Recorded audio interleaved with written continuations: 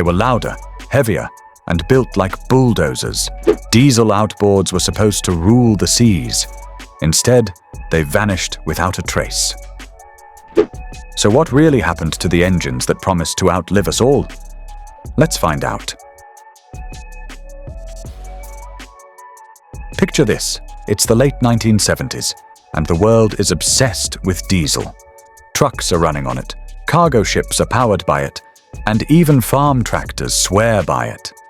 Engineers in the marine world start thinking, if diesel can move a 40-ton semi, why can't it power a 14-foot boat? On paper, it made perfect sense. Diesel burned cooler, ran longer, and didn't explode like gasoline. It had torque for days, that low-end grunt that could push a heavy hull through anything short of a hurricane. Theoretically, diesel outboards should have been the next big thing. The only problem: the physics didn't get the memo. Diesel engines thrive on brutal compression. We're talking pistons slamming into air so hard it spontaneously combusts fuel. That's why diesels are built like bank vaults, thick pistons, reinforced heads, and heavy crankshafts. Try shrinking that into an outboard, and you've got yourself a 400-pound anchor. Early prototypes were so dense that mechanics joked you needed a crane just to tilt them. And the sound? Let's just say they didn't purr. They protested. Early tests made them sound like a cement mixer with asthma. Still, the idea refused to die. The military wanted safer fuel. Commercial fishermen wanted longevity. Engineers wanted to prove it could be done. So even when every sensible person said, "Forget it," a few stubborn geniuses rolled up their sleeves and said, "Let's build it anyway." What they didn't realize was that in trying to create the future, they were also about to make some of the strangest, loudest, and most misunderstood outboards in history. Now, before we go further, hit subscribe, because if you've ever wondered why the engine that powers battleships couldn't power your fishing boat, the truth will surprise you. In the 1980s, Yanmar decided to prove everyone wrong.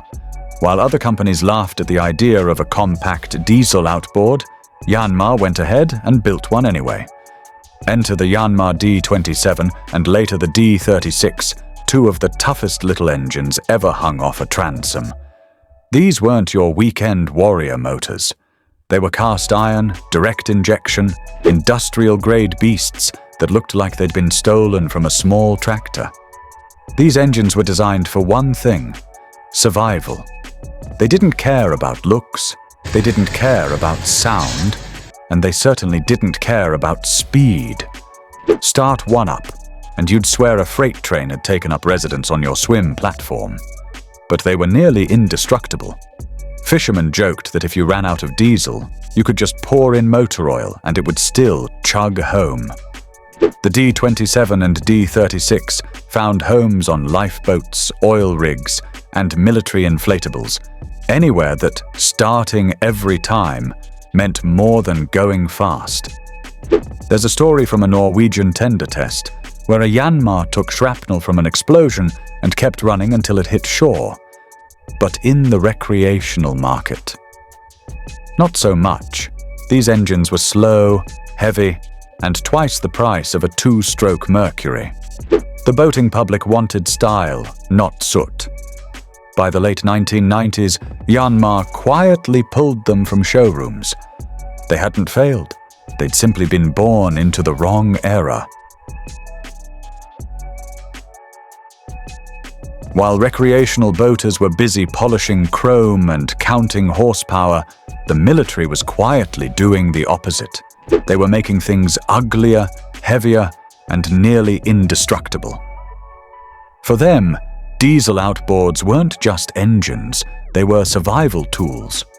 By the late 1980s and through the 1990s, the US Navy, NATO, and Special Forces units started adopting diesel outboards for one key reason: logistics. Every ship in the fleet already carried diesel. Gasoline was dangerous, volatile, and had to be stored separately. So if you could run your rescue boats, landing craft, and patrol tenders on the same fuel as your destroyer, that was a game changer. Enter models like the Yanmar D55, 4 cylinders of stubborn reliability. They didn't look like much, and they certainly didn't sound like much, unless you counted the thunderous clack-clack-clack of the engine firing at idle. But these motors ran under conditions that would have killed most gas outboards. There are stories of Navy RHIBs taking on waves taller than the boat, the crew soaked, the engines choking on salt spray, and still, those diesels just kept going. One engineer from Willard Marine once joked, "You don't start a Yanmar diesel, you just give it permission to work." That was their reputation: rugged, reliable, relentless.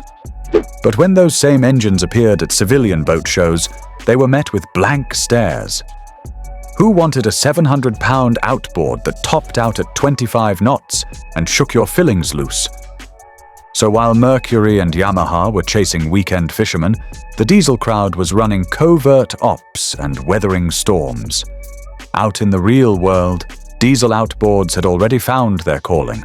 It just wasn't the one the industry expected.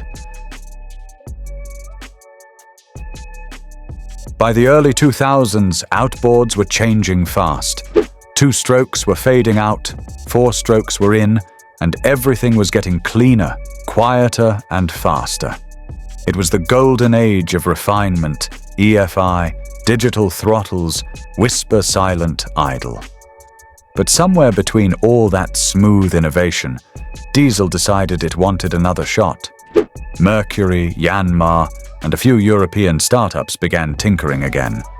Diesel technology had evolved: common rail injection, turbocharging, lighter alloys. Suddenly, the impossible didn't seem so ridiculous. If you could put a diesel in a luxury SUV, surely you could bolt one to a transom, right? That's when Mercury Marine teamed up with Volkswagen to test a marine version of VW's 1.9 TDI car engine. It actually worked. It started instantly, ran clean, and pushed a mid-size hull with surprising ease. The problem? It cost a fortune and made less power than the cheaper gas models. One test pilot reportedly said, "It's efficient, but it feels like towing your trailer uphill." Yanmar also gave it another go, launching the Torque 111, co-developed with German engineers at Neander Motors. It used a clever opposed piston twin-cylinder design, giving massive torque in a compact 50-horsepower frame. On paper, it was perfect. In practice, it idled like a washing machine full of bolts. Still, progress was undeniable. Diesel outboards were getting lighter, cleaner, and a lot smarter. But while engineers were dreaming of fleets and fuel economy, weekend boaters were dreaming of virados, not vibrations. Diesel was finally back. It just hadn't figured out who actually wanted it yet. Then came the 2010s. The decade diesel outboards finally looked ready for the spotlight. 2 names led the charge: OXE Marine from Sweden and Cox Marine from the UK. These weren't backyard experiments or military leftovers. These were engineered, polished, production-grade monsters designed to make gasoline engines look outdated. The Oxy 300 arrived first, powered by a 3-liter turbocharged BMW diesel. It used a belt drive system to transfer power from the vertical crankshaft to a standard lower unit, solving one of diesel's biggest packaging problems. And the result? A 300-horsepower outboard that could shove a 40-foot patrol boat through angry seas without breaking a sweat. It wasn't just strong, it was smooth, refined, and almost eerily efficient. Then came the heavyweight, Cox Marine's CXO 300, a 4.4-liter V8 diesel purpose-built for marine use, not borrowed from cars, not adapted, but designed from scratch. It produced 300 horsepower, mountains of torque, and burned 25% less fuel than gas rivals. And the noise? half of what old diesels made. It was like the muscle car of the ocean, minus the hangover at the pump. Boat shows went wild. One dealer joked, "You don't hear this engine start, you feel it in your ribcage." But of course, there was a catch, a big one.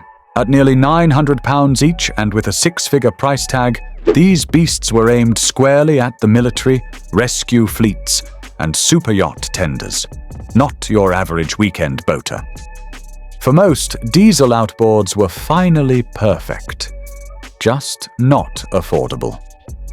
Diesel had won the engineering war, but the sales battle, that was just getting started.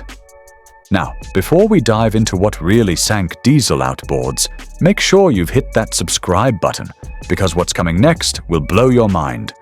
The story's about to get wild, and trust me, you'll want to see how it ends.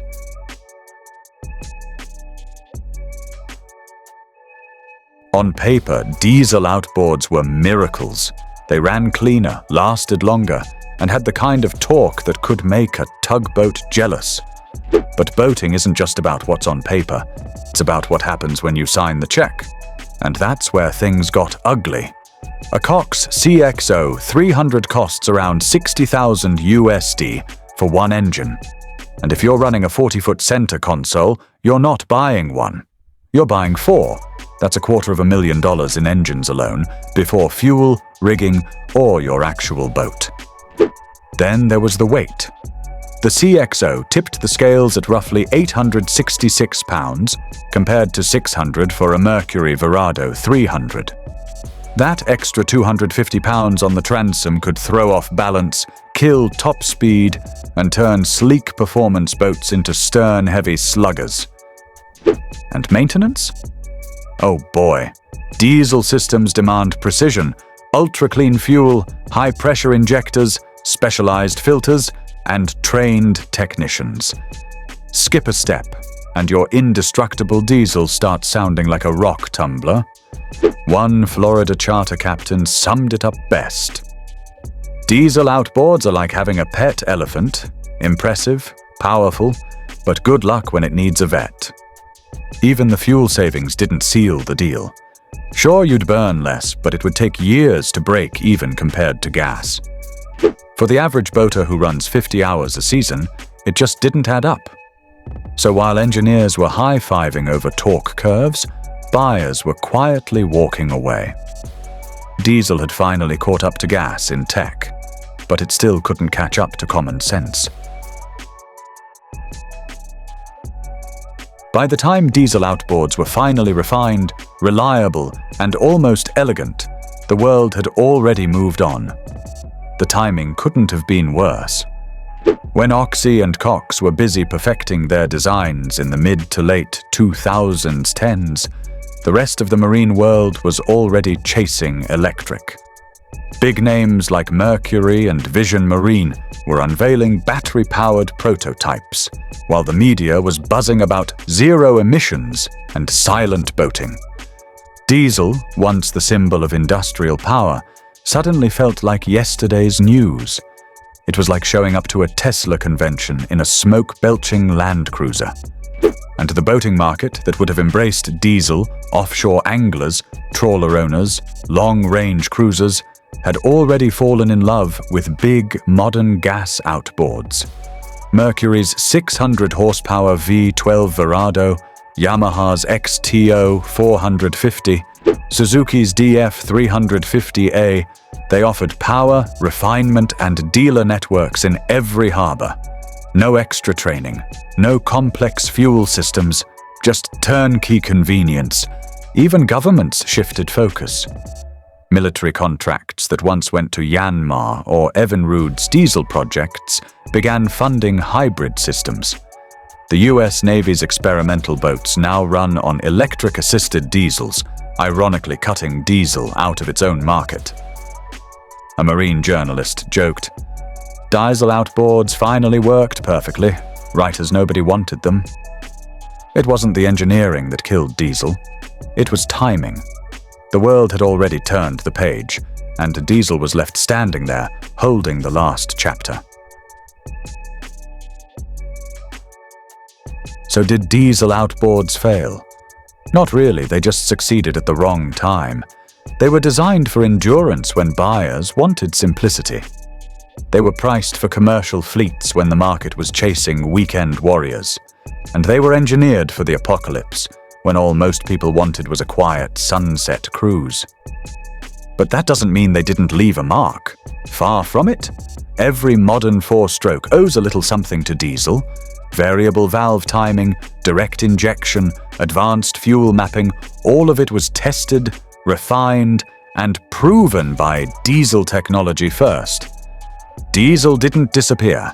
It quietly made everyone else better. Talk to any old-school mechanic, and you'll hear the same respect. One Yanmar tech once said, "You don't shut off a diesel. You just let it think about stopping. That's how tough they were." And they're not completely gone. Military tenders, oil rigs, service boats, and some expedition yachts still swear by diesel outboards like Cox CXO 300 and OXE 300. They're built for the few who need absolute dependability in places where failure isn't an option. For the rest of us, diesel outboards are like a forgotten superhero, one that saved the day a few times but never got the movie deal. Because in the end, diesel didn't lose the fight. It just ran out of audience.